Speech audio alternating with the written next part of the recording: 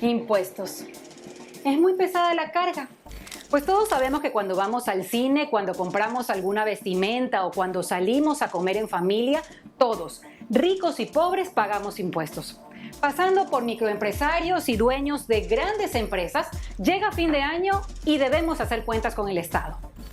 La historia de los impuestos tiene larga data. El primer sistema de tributos lo instauraron los egipcios alrededor del año 3000-2800 a.C. La Biblia hasta habla de tasas de impuesto.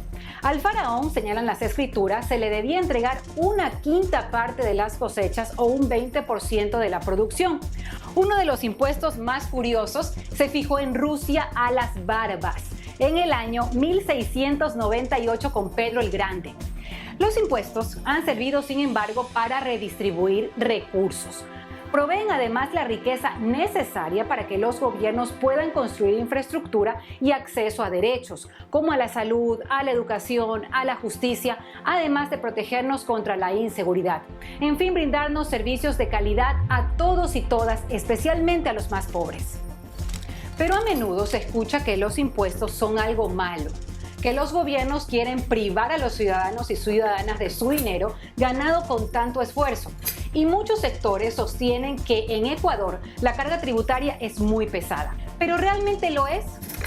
Y si es así, ¿habrá algo que lo justifique? Empecemos definiendo algo importante. Carga tributaria no es una expresión coloquial a quien cada uno puede darle el significado que le parezca. Es un término técnico que requiere un cálculo específico. En Ecuador, por ejemplo, para el año 2018, la recaudación total de impuestos en relación al Producto Interno Bruto fue de 20.6%. Es decir, que de cada $100 que se produjeron en Ecuador, entre todos estábamos pagando $20.60 de impuesto. ¿Pero eso es mucho o es poco? Depende. Si respondemos a la pregunta desde posiciones ideológicas, las tendencias de izquierda tienden a preferir los impuestos para usarlos en gestionar la cosa pública en beneficio de todos y todas, mientras la derecha sostiene que los impuestos liquidan las empresas y ahuyentan la inversión extranjera. 20.6% de carga tributaria es mucho para el discurso de la derecha y podría ser poco para el de la izquierda. Pero el mundo es mucho más que izquierda y derecha, así que mejor comparémonos con otros países.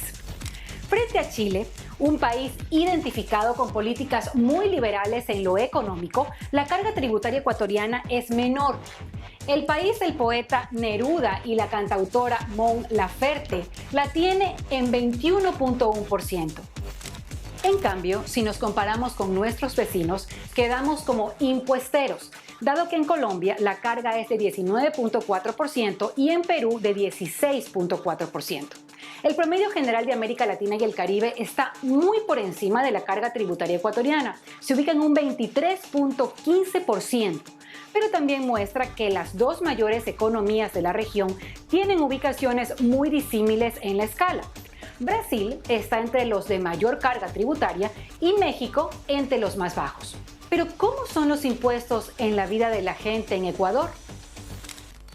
El impuesto que más pagamos es el IVA y lo pagamos todos, ricos y pobres. El IVA es de los llamados impuestos indirectos porque no se aplica de forma directamente proporcional a los ingresos de cada persona. Por ejemplo, si una persona rica va al cine, paga el mismo IVA que una persona pobre. Los impuestos directos, como por ejemplo el impuesto a la renta o un impuesto sobre el patrimonio, sí se pagan de forma directamente proporcional a los ingresos.